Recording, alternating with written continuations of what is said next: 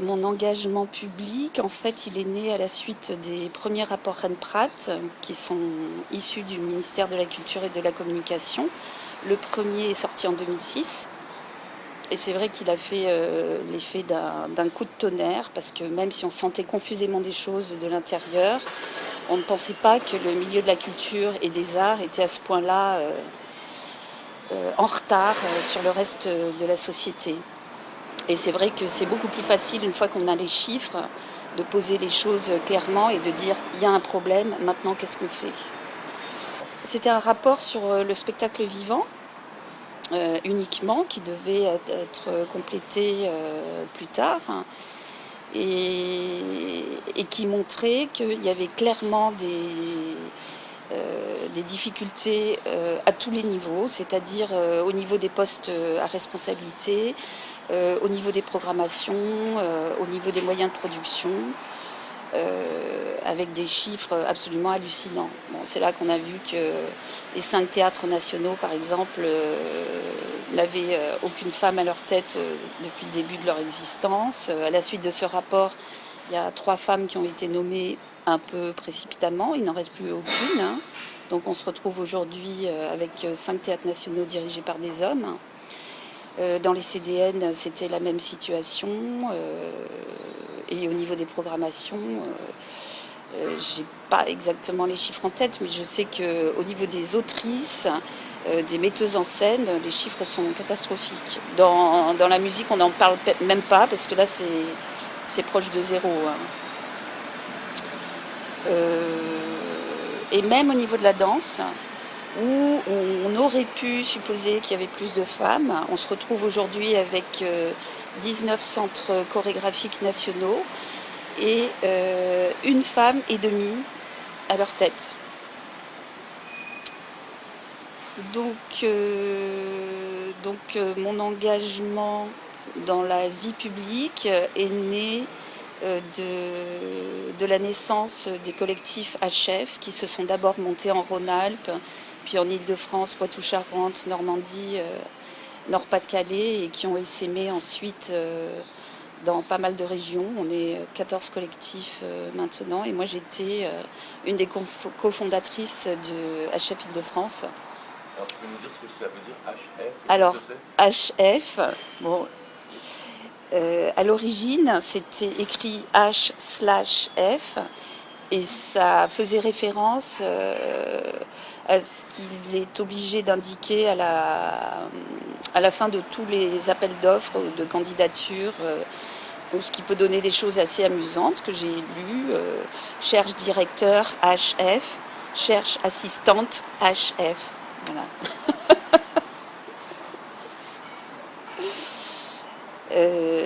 Et comme on a changé de logo, on a supprimé le slash. Bon, je ne dis pas que ce soit le meilleur titre, mais maintenant nous sommes constitués en fédération interrégionale, donc on évite activement et consciemment le côté centralisateur. Donc chaque HF en région interpelle ses collectivités territoriales et ses élus locaux. Au niveau du mouvement HF, on a plusieurs sortes d'actions. On a fait énormément de lobbying. On a été auditionné par le Sénat, par l'Assemblée nationale. On a travaillé en étroite collaboration avec le ministère des droits des femmes. Je devrais dire feu le ministère des droits des femmes, avec le ministère de la Culture. On avait obtenu, sous la présidence de Sarkozy, qui est une haute fonctionnaire nommée à l'égalité, parce que Rennes-Prat, après ses rapports de 2006 et 2009, on ne lui a pas demandé de continuer sa mission, ce qui aurait été quand même bien, parce qu'elle avait encore beaucoup de choses à dire.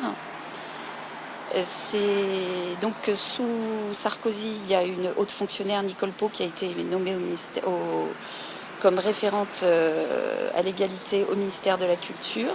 À partir de là, on a obtenu aussi qu'il y ait un observatoire de l'égalité au sein du ministère de la Culture, qui a sorti des chiffres pour la 3e année, en mars 2015. Malheureusement, l'observatoire de l'égalité est très caché à l'intérieur du site du ministère. On milite pour qu'il ait pour qu'il soit divulgué à plus large échelle et qu'il ait plus de visibilité, mais ce n'est pas encore fait. Et c'est vrai que ces chiffres démontrent que rien ne bouge. On avait aussi lancé, et c'est HF Rhône-Alpes qui avait lancé la chose, ce qu'on appelait des saisons égalité. C'était avec des théâtres partenaires qui s'engageaient avec HF sur 3 ans, sur 3 axes. D'une part, tendre vers l'égalité dans la programmation, les moyens de production. D'autre part, avoir une réflexion en interne sur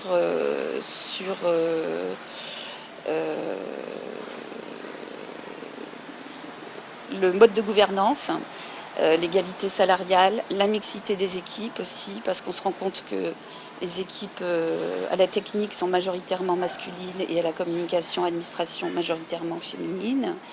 Et le troisième axe, c'était d'en parler dans leur communication, d'avoir un texte là-dessus, le logo d'HF, et d'organiser des débats, par exemple, pendant la saison sur ce sujet-là. Voilà, donc il y a HF Rhône-Alpes qui a commencé, suivi par HF Île-de-France, Normandie, HF Nord-Pas-de-Calais et Midi-Pyrénées. En ce moment, on a eu un rendez-vous à Lyon jeudi dernier pour préparer un comité de pilotage pour le bilan de ces saisons égalité qui devrait avoir lieu en novembre 2016, probablement au Théâtre des Célestins. Et on peut dire d'ores et déjà que c'est un bilan très très mitigé. Par exemple, en Île-de-France, il y a quand même des théâtres qui s'engagent dans la saison. Et moi, je dis qu'ils font du HF washing, comme on fait du greenwashing.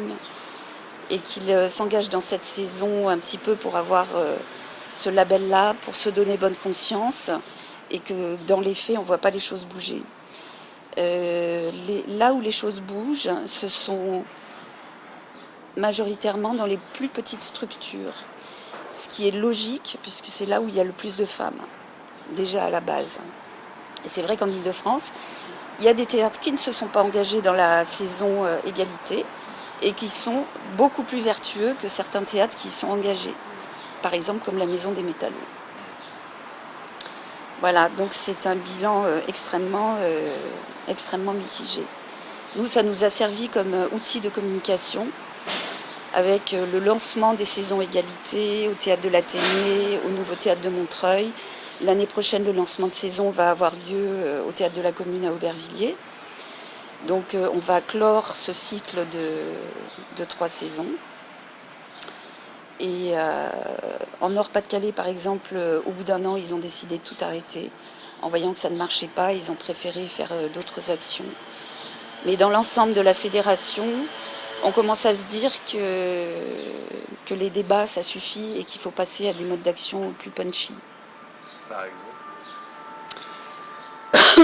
Par exemple, je suis en train de mettre sur pied un midi-minuit du matrimoine, parce qu'on fait aussi un énorme travail sur le matrimoine. Parce qu'on a remarqué que, mais ça c'est valable pour toutes les femmes, que ce soit les femmes scientifiques ou les créatrices dans tous les domaines, les femmes qui ont été célèbres en leur temps, qui ont eu une reconnaissance quelquefois au niveau international en leur temps, sont effacées de l'histoire systématiquement parce que l'histoire est écrite au masculin. En anglais, ils utilisent le terme history et her story. Comme en français, nous on a le patrimoine, on parle toujours du patrimoine, donc qui vient des pères. On lance le matrimoine parce que patrimoine plus matrimoine égale notre héritage.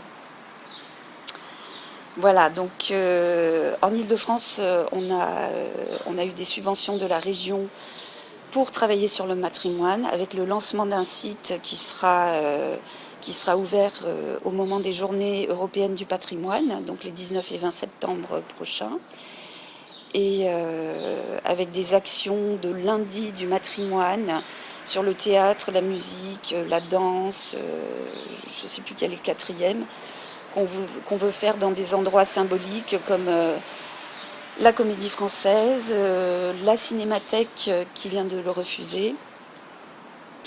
Donc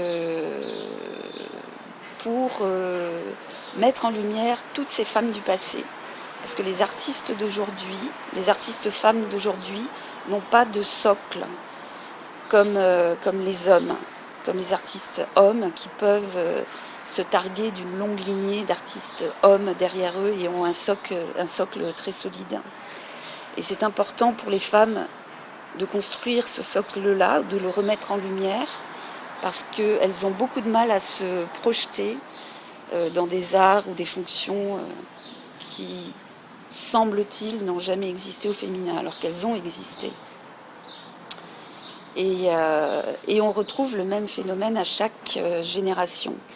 C'est pour ça aussi qu'on ne laisse pas passer des choses comme ça va s'arranger avec la nouvelle génération, ce qui est totalement faux, parce qu'on sait très bien qu'à chaque nouvelle génération, les femmes ont l'impression d'être pionnières, parce qu'elles ne connaissent pas leurs aînés. Et elles ont à chaque fois l'impression de recommencer à zéro. Et donc il faut en finir avec ça.